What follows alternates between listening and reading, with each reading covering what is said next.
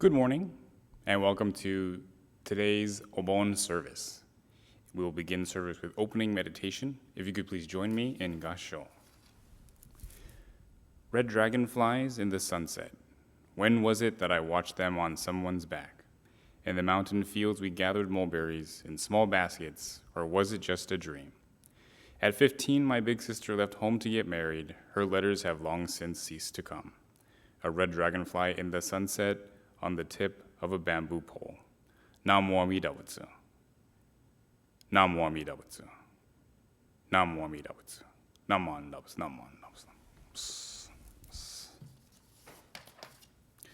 We'll continue today's service with the recitation of the three treasures. Fortunate is it to be born into human life. Now we are living it. Rare is it to encounter the teachings of the Buddha. Now we hear it. If we do not seek the truth of the Dharma in this life, in what life shall we find it?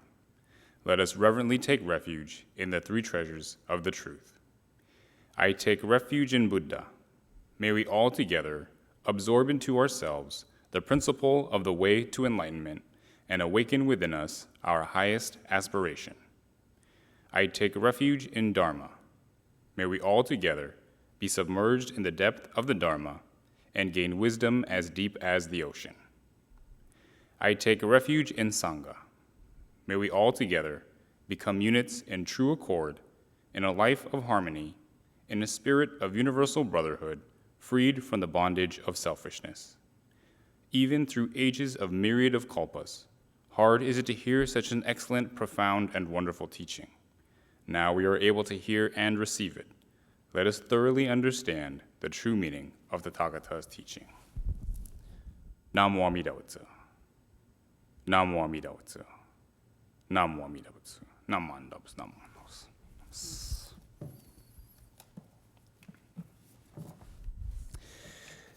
We'll now have the chanting of Jusei-ge.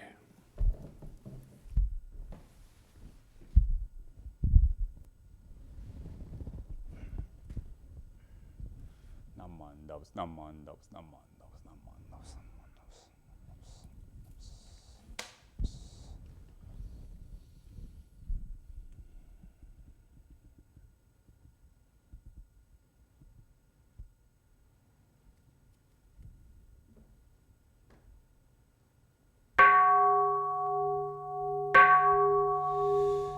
Gagon chosegan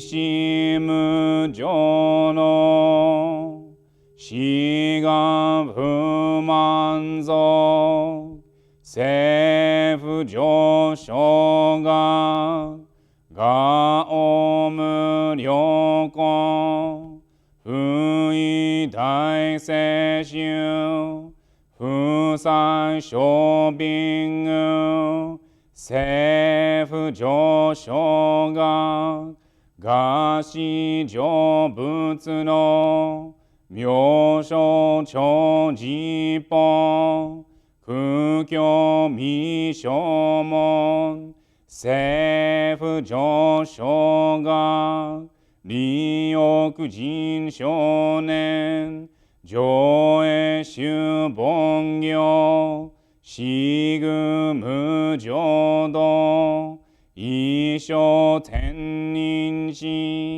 jinniki hendaiko fusho musairo shoujo sankumyo kosai shuyakunan kaihi chiegen meshi konmoan heisoku shoaku no tsuratsu zen shumon koso jomanzo iyo no jippon nichigatsu shujuki tenko onpugen ishu kai ozo kose kudoku o jo dai shu seppo shishiku 不要一切物、具足衆特音、元年失上慢、特異三害を、女仏無下地、つらつみ不詳、願学絵に、投資最小尊、志願百効果、大戦の官の国書天人、東宇珍妙見、ナマンダベン、ナマンダベン、ナマンダベン、ナマンダベン、ナマンダベン、ナマンダベン、願にしくどく、平等正祭、道法大心、往生安楽国。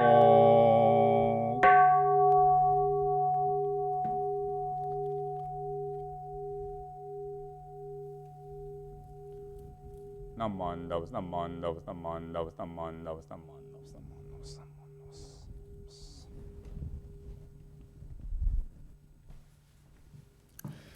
We'll now have our first gatha, Obon no Uta.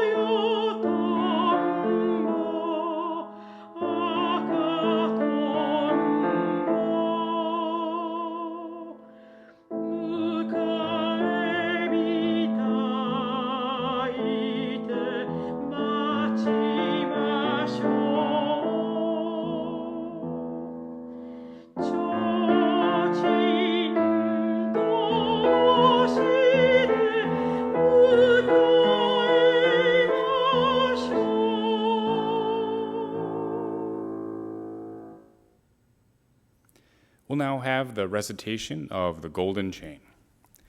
Golden Chain. I am a link in Amita's golden chain of love that stretches around the world. I will keep my link bright and strong.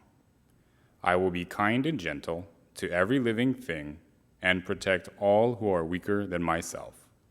I will think pure and beautiful thoughts, say pure and beautiful words, and do pure and beautiful deeds.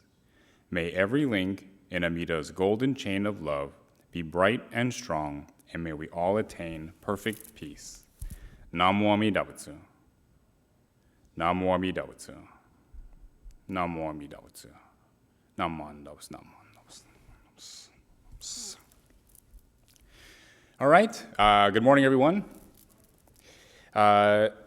today is our Obon service, and our first gatha was Obon no Uta, which is a very beautiful song. It's sang in Japanese, and I wanted to read the translation, which, let's see, it's right here in our service book. All right. Writing on the Dragonfly, guests are coming from faraway Pure Land. It's the yearly visit of our guests. Second verse. Dragonfly, dragonfly, red dragonfly, lighting the bonfires and paper lanterns will all go to meet our guests.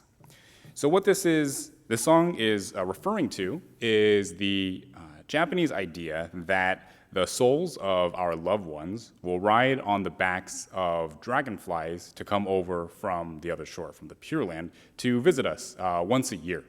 And this is during the summer, fall time, when there's a lot of dragonflies, the dragonfly season. And so the two kind of coincide, and that's where this belief comes from. The dragonfly is a very important creature, very important symbol in Japanese culture, of course for that reason, but for many other reasons. So I looked into it a little bit. And of course, within Japan, rice is one of the staple crops of Japan. So as Japanese Americans, if you go to a Japanese restaurant, there's going to be lots of rice. Rice paddies, where they grow, is in the standing water, and aquatic plants provide the perfect habitat, I guess, for dragonflies. So this is part of the reason why they've been linked to rice farming.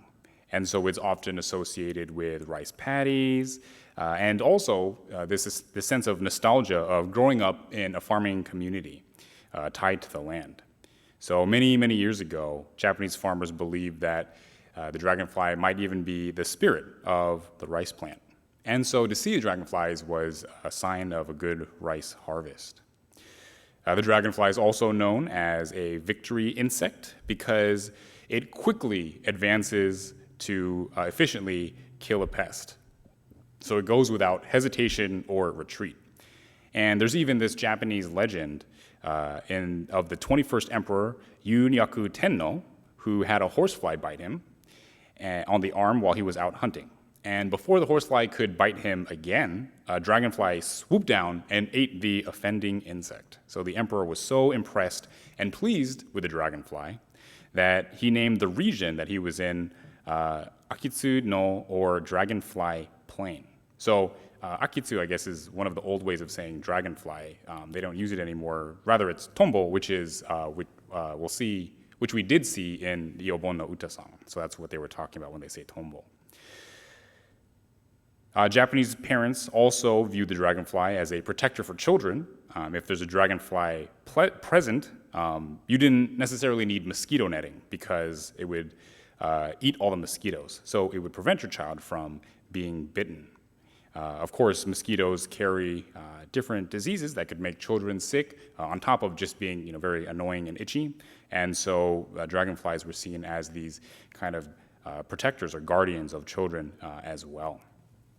So I wanted to talk about dragonflies and what they meant in Japanese culture, because in my understanding, or at least my opinion of their understanding of dragonflies, it isn't something that necessarily is superstitious or brings luck. And so this is important because as we're going through our new little book that we have, I've been going through it every week, and we've been going through the Kyosho, the essentials of Jodo Shinshu, my path. And I talked a bit about the way of life the other week. And at the end of this, well, I'll just read the whole thing again. So, guided by the teaching of Shinnon Shonin, we shall listen to the compassionate calling of Amida Tathagata and recite the Nembutsu, while always reflecting on ourselves. Amidst our feelings of regret and joy, we shall live expressing our gratitude without depending on petitionary prayer and superstition. So this idea of petitionary prayer or superstition takes many different forms, right? And one of the things is maybe good luck charms, good luck animals, these different symbols of something bringing us luck. But the dragonfly to me, seems like a better expression of how we should understand symbols, at least through the Buddhist way, where it's not so much that it's something that will bring us something, but helps us to let go of the things that we don't want. So to make a comparison of the opposite of what that would look like would be perhaps a frog. So a frog maybe doesn't seem like so much of a good luck thing. However, in Japanese, the word for frog is kaeru, which is also the word for to return or come home or bring back. And because of that, it becomes this kind of patron saint or symbol for travelers. So if you travel a lot, if you have the frog, hopefully that means you will come back safely. It also applies to gambling. So this is something that I learned actually coming back to America and going to the temples, and how a lot of people really enjoy going to the slot machines and stuff. And so some of the bachans will have like a little frog or something that they'll put on the machine that they're playing. And there's the sense of this kaeru of the money will hopefully come back to you. Although if you only put so much money in, really, shouldn't that be how much comes back? But anyway, they're trying to get more money, I think. I also hear about bachans that will say the nembutsu while they're doing the slot machines, and I think that's really funny. But I think it's funny because as Jodo Shinshu Buddhists, we're not supposed to believe in luck or superstition. We're not supposed to have these petitionary prayers, right? Asking for something from Amida Buddha, asking something from, I don't know, the universe, anything. We're supposed to really just reflect on ourselves and realize what it is about ourselves that is making us unhappy, instead of trying to find things outside of ourselves to be happy, right? Once we change that view set, that mindset, once we change that view, then we start becoming more happy, which is kind of counterintuitive, right? If you stop thinking about what will make you happy, then you get happier. But that's Buddhism, and it's how it teaches us to really understand ourselves, our clinging, and eventually our inner peace. So with this time of Obon, I don't know, at least myself, I haven't seen a lot of dragonflies, but occasionally I will see one, and hopefully if everyone sees a dragonfly, I hope, of course, you think of your loved ones. Whether or not they come back on the backs of dragonflies, I don't think we really know. However, it's a great symbol in that sense, where if you see the dragonflies, it will make you think of your loved ones. Maybe it's Bachan or Jichan riding on the back, and maybe we should be careful about what we're doing in the presence of the dragonfly or something. But if the dragonfly allows us to think upon all the people who have passed away before us, the people who have cared and loved for us, then I think it's a wonderful symbol for us to begin to think about what's important and what Buddhism is teaching us. At the same time, we shouldn't pray for good things when we see the dragonfly, but rather, as this dragonfly tries to stop the suffering from the children, tries to stop the suffering from the emperor in Japan by getting rid of those mosquitoes, in the same way we should reflect upon ourselves and try to get rid of the mosquitoes within ourselves. Not so much that we have mosquitoes growing in ourselves, but the little things in us that are annoying us, that are poking us, that are making us sick. And of course, that is our clinging, as Buddhism teaches us. We cling to the things that we think will make us happy. We cling to the things that we think will give us joy. But in reality, what it is we have to get rid of all of our clinging. And only then will we be able to be happy. So another thing that to think about on top of our loved ones when we see the dragonflies, trying to rid ourselves of our clinging. And both of those things hopefully will allow us to have a happy and enjoyable summer. We'll now have our closing gatha, Obon, Obon, it's festival day.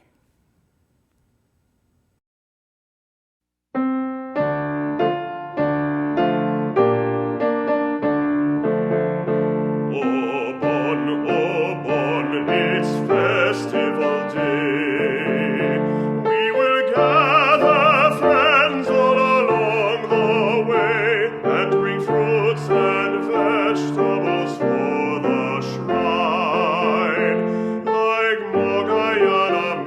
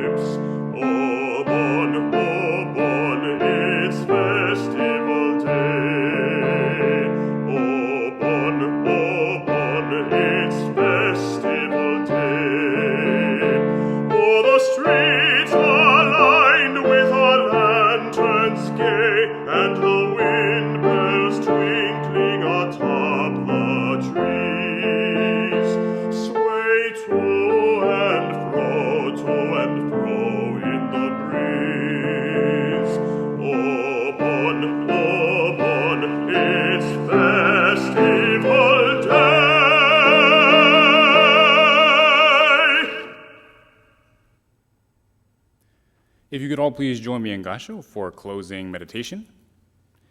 Take refuge in the Buddha, yourself. Take refuge in the Dharma. Take refuge in the Sangha. Do not serve other teachings. Do not worship devas. Do not enshrine spirits. Do not heed days considered lucky.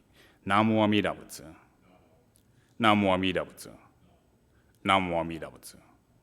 Naman Nobs, Naman Nobs, Naman Nobs. Okay, that will conclude the service for today. We will have announcements, but before announcements, we will have a promotional video for our virtual bazaar.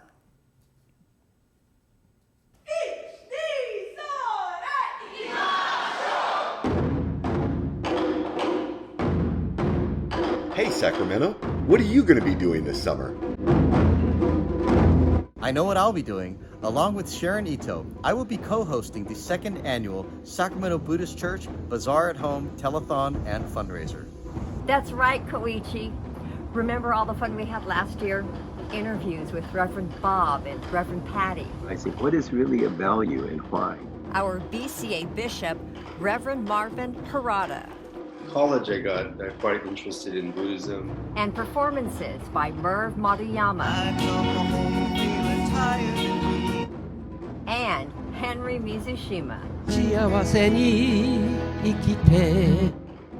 Those were awesome, and it sure was a lot of fun, Sharon. And we're doing it again this year with performances from our Betsuin Choir Quartet, interviewing some of our own Betsuin members like Leanne Castle. Coming to you with this beautiful background from the Northwestern Hope. We have a singer, Alexi Ishida.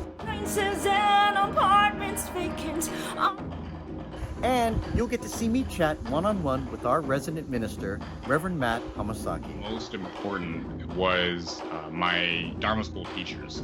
So we'll be there, and we hope that you join us on August 14th from 12 noon to 5 p.m. That's 5 hours of interviews, performances, cooking demonstrations, and more. So don't forget to mark your calendars. That's August 14th, 12 noon to 5 p.m. We'll see you there.